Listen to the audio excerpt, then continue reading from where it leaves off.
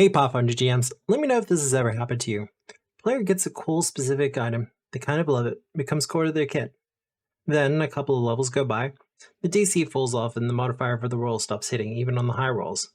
Then suddenly, that item they love so much is being taken to the local merchant and changing hands for a couple of healing potions. Like, this sucks, yeah? Well, today, hopefully, I'll be able to give you some help and advice to fix it. Welcome to Obscura Advice, and today I'm going to be talking about one of the more controversial mechanics for Pathfinder 2nd Edition. That is static DCs and modifiers on specific magic items. Now, before I dive into this too much, I want to get ahead on a couple of things. This is not a beginner Pathfinder 2 GM video. This is for if you have a bit more experience under your belt, because we are stepping outside the system as written and doing some kit bashing based off observations.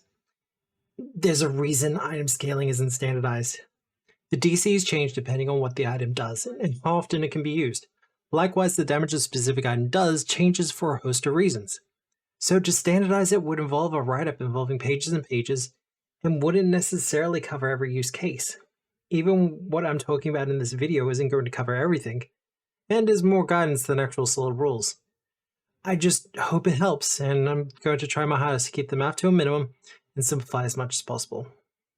Now, like I said, there will be maths, but I will be showing examples and I'll try to go through this step by step. So, let's start with something simple. Here's the Serpent Dagger, a level 5 item and pretty popular with rogues. The biggest complaint I hear about it is that the DC doesn't scale. The DC 19 and 21 is great when you first get it, but in a couple of levels that DC becomes pretty trivial to overcome. So let's scale it up. To begin with, we need to figure out how the DC relates to the level of the item. To do this, we'll grab the level of the item, in this case 5, and the DC by level chart. Now, what the chart tells us is that the DC by level for level 5 is 20, which doesn't match what we have for the item. Its second effect is a DC 19, and the poison is 21, but this also gives us our answer.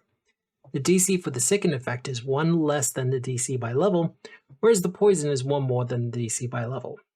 Now we have this information, scaling becomes pretty easy. Our rogue has been out adventuring for a couple of levels, and getting back to the city wants to empower their favorite dagger. So, they were level 5 when they first got it, but now they're level 8.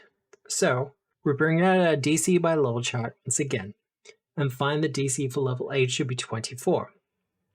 And as previously discussed, the second should be 1 less than the DC by level, and the poison should be 1 more. This gives us a DC of 23 and 25 respectively. And voila, the Serpent Dagger is empowered for level 8. But, I hear someone ask, what about the damage? Because the Serpent Dagger's poison deals 1d8 poison damage and makes the target enfeebled to 1. How does that scale? Well, this brings us to the next section. Using our Serpent Dagger as an example, we just do multiplication. So at level 5, the poison deals 1d8 poison damage, giving us 5 times 1 for a total of 5. 5 for the level and 1 for the damage. Now we have our formula, we just have to alter the numbers.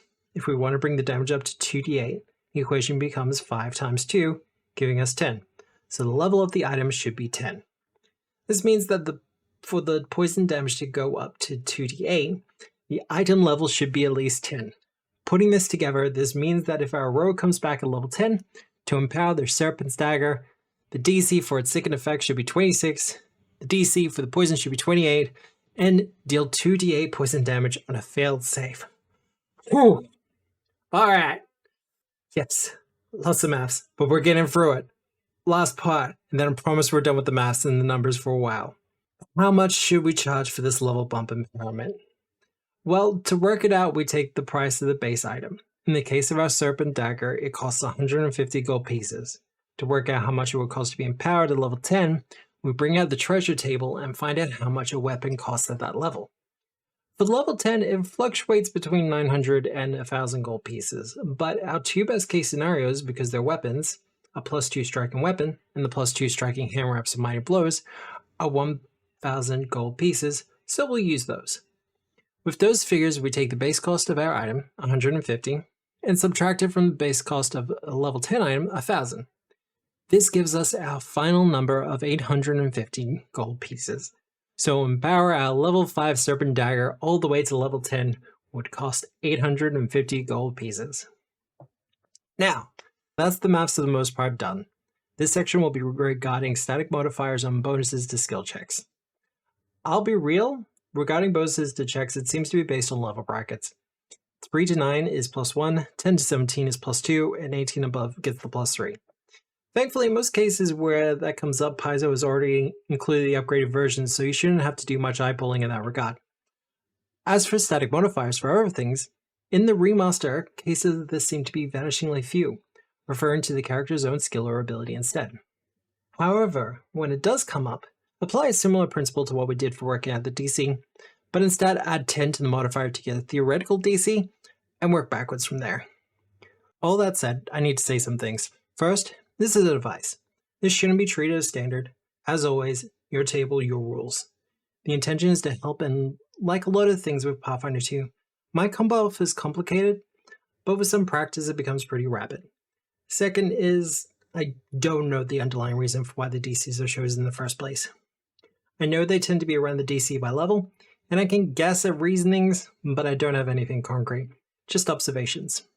In closing, I know this was a pretty math-heavy video, but static DCs on items are something I've seen come up a lot in online discussion, and thought people might appreciate someone talking about it. From a design perspective, I'd like to see more scaling DCs on items. Even basing them on the fundamental runes the items has would be nice. But I understand there are factors going on that we don't know about that might be preventing this.